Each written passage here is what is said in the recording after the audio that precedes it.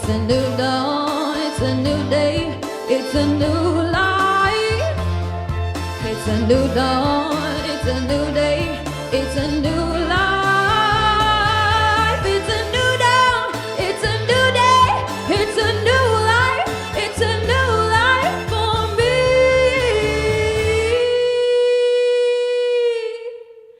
And I'm feeling good. I'm feeling good.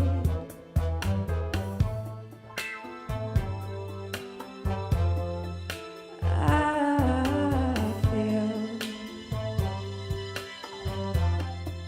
so good.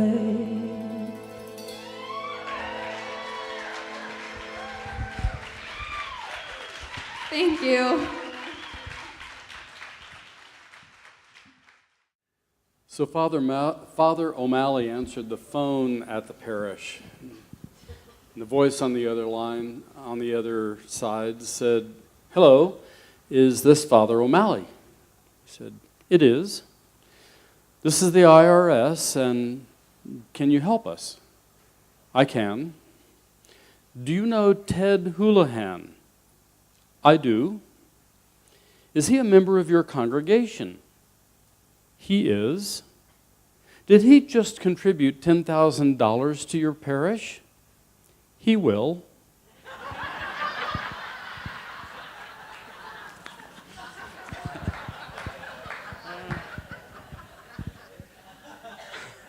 Of course, I had to do something for St. Patrick's Day. So this month, busting out. Springtime can serve as a great reminder to let go of some limiting beliefs and bust out into a greater yet to be, the greater yet to be, whatever that is for you.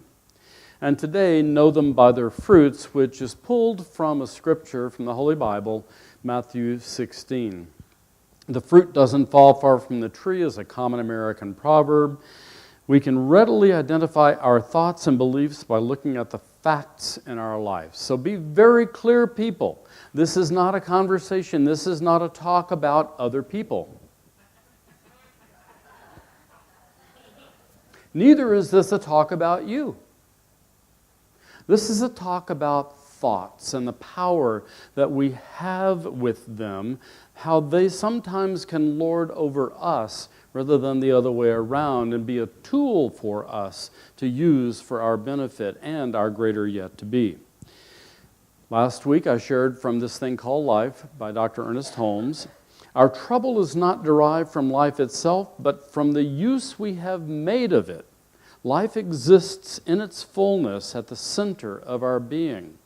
If it were never blocked, it would always flow through us as life, love, harmony, happiness, and success.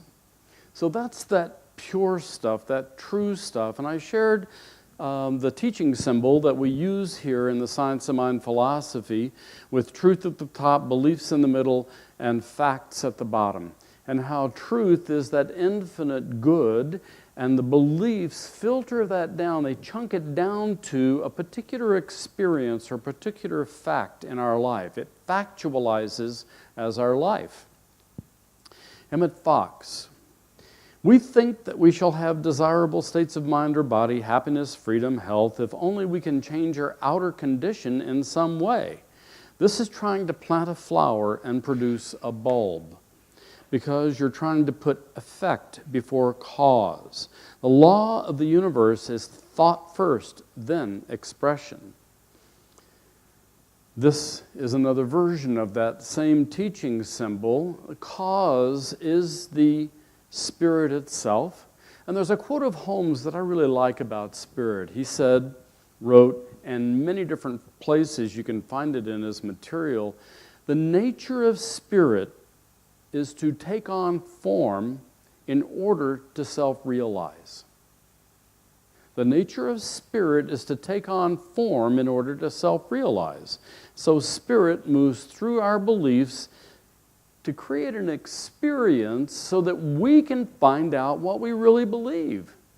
I mean, how many times have you looked at a problem square in the face and it looked bigger than you? How many times have we looked at a problem and we thought it was going to subsume us, it was going to conquer us? We felt so defeated, we felt powerless against it. Nonsense is what the science of mind says. We don't need to make that decision and suffer accordingly. It's our beliefs that determine what experience we have.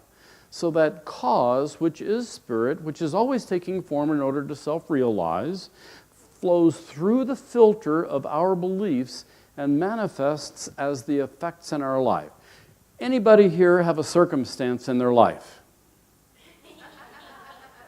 Anyone here have conditions that they have noticed in their life? And have you ever thought that that circumstance, that condition, that effect, that experience was bigger than you? Of course. I mean, since we were this big, we thought that so much of life was bigger than us. And the truth is, it's not, it can't be until we decide that it is, and then it becomes the experience, not the truth. There's a difference. The experience is filtered through our beliefs, remember. And if our belief is that we're not enough, so be it. And so it is. As you wish, Buttercup. And so on and so forth, all the different ways we could say we cause the experiences we have in life. And what if those so-called negatives are in our lives so that we can correct the beliefs, the core beliefs, that would cause them to be that way, so that we could elevate ourselves, rise up? The great Greek philosopher Anonymous, every time we open our mouths, men look into our minds. Yikes! And one of the ways I say it is, every time we speak, we betray our true beliefs. Well, that gets me in trouble because my sense of humor is a little wonky. And so people say, well, do you really believe that? No. Then why do you say it? Because I can, because I know I don't believe it, so I won't have to create it. That's confusing for some people. Sarcasm is confusing for some people. Puns are worse. So there was this Foundations class member, we have a class going on right now, this Foundations class member who really didn't understand the connection between spirituality and quantum physics, who went to her cosmetologist to ask her, I can't even do this.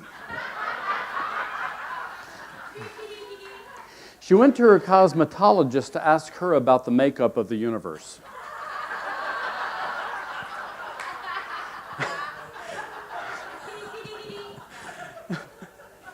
Every time I think about that story, I'm not going to call it a joke, although I think it's funny. Every time I think about that story, I think about the number of times I've worked with students who didn't understand this stuff. And some of them have studied it for 30 years. Not realizing that they are not a victim of their life. They're a victim of their own mind. Because they didn't really understand this principle that I'm presenting, that the spirit, which takes on form in order to self-realize, flows through our beliefs so that we can self-realize what those beliefs might be. Carl Jung, when an inner situation is not made conscious, it appears outside as fate. It's another way of saying that the filter, our beliefs, really is comprised of our subjective mind. And how many of you do really understand your subjective mind? It's not an uncomplicated thing, and yet it's so simple, so straightforward. If you want to know what you really believe, look at your life. But this chart basically says as much. Our beliefs will manifest so that we can realize what they are. So every time you find an experience that you really don't want, it tells you what your belief is that it would show up that way. Every time we find experiences we don't really like, we can uncover the belief that would cause it to be that way and change that belief. Yesterday we had our meditation workshop for the Foundations class. And one of the things we talked about was Ernest Holmes said, separate the thought from the experience. Because the thought caused the experience. And subsequently you can reflect back on what thought would cause that experience, and you can change that thought and have a different experience. He also, in so many ways, says you can't separate thought and experience. That could be confusing, because this thought goes with that experience. That's where they cannot be separated. But if in our minds, in our imagination, we can see what thought would cause that particular experience, we can say, oh, that's the problem, not the experience itself. It's not me, it's not my life, it's not what I've created, it's the thought that created that. It's the thought that caused that. Now, here's a piece that's really helpful to know. It's not likely that one random thought is going to cause a particular experience. It's an accumulation of thinking on the same thing. It's an accumulation of lots of thoughting, where we don't come to a different conclusion. We stick with the same conclusion and hold on to it. Squirrel caging, psychologists call perseverating. So we get stuck on one thing, goes, and likely that will show up as an experience that's consistent with it. Ernest Holmes, there is no question about the creativeness of thought. That was very clear for him. However, if any thought is creative, it must follow that all thought is creative. The law of mind is exact and capricious. The only question is, how are we going to use this creative power within us? And that really is the question of the day. How do you choose to use the creative power within you?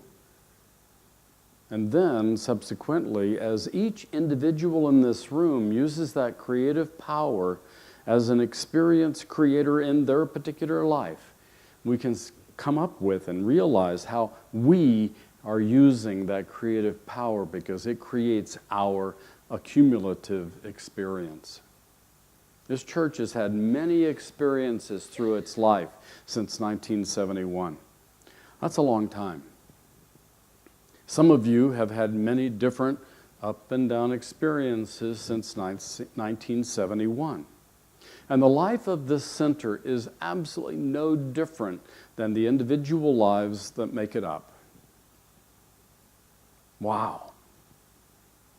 How many of you look forward to claiming total responsibility for the condition of this center? How many of you are willing to step forward and take total responsibility for the condition of our nation? Or let's ask a smaller question. How many of you are willing to step forward and take total responsibility for the condition of our world? Okay, who feels overwhelmed? I'm with you. I'm with you. So the cool thing is, all we have to do is manage our own lives. We don't even have to manage the life of the person next to us. When a practitioner and you work together, the practitioner is working on themselves about you. They don't fix you. You do. You start embracing a different point of view about you and experience a different life that's similar to it. That's what's beautiful about this philosophy, what's liberating about this philosophy, and why it has satisfied all of my needs for curiosity and figuring out how this stuff in life works. Shall we use this law, this creative mind, consciously and constructively and for definite purposes? Or shall we use it unconsciously and more or less destructively merely because we do not understand? It's so easy to understand it, and this is the model. The cause is spirit itself. It's always flowing into creation, always flowing into form, into experience. And it flows through our beliefs. It flows through that filter of our beliefs into the effects and experiences in our life. That's where we work. That's what we want to do. That's the experience we want, something that's more true to the original cause, joy, beauty. The O'Donohue quote this morning that Jim shared, the beauty itself. The title of the book alone, Beauty, focusing on beauty alone brings more beauty into our world. Let's focus on the wholeness. Let's focus on the good. Let's focus on the joy. Let's focus on the prosperous nature, the abundant nature of life itself. Bless you.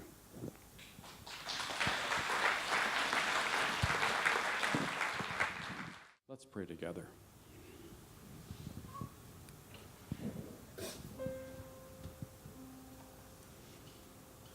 That one life, that spark that lives within every life form, I know is whole. I know as whole in and of itself, nothing missing, perfection itself, beauty itself, joy itself, peace, perfect peace itself. I know that spark lives within every person. It lives within me. It lives within everyone, all of life. So that spark, I affirm today, moves through, from the core of each of these practitioners standing in the room, and into an awareness within each person who comes forward for these magical moments, these miraculous moments. And that as the practitioner speaks, the recipient lets it in.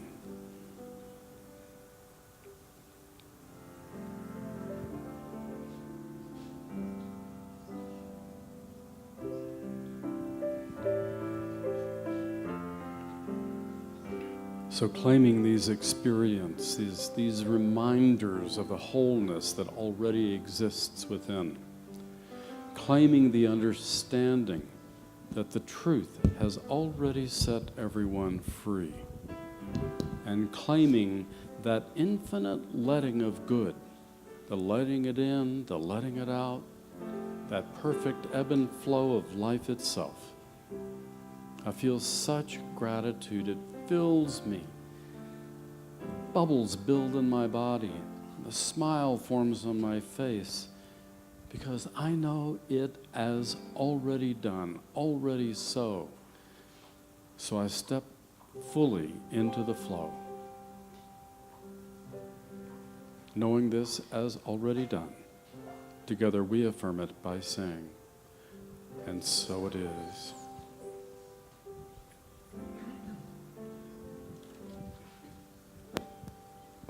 I am so blessed.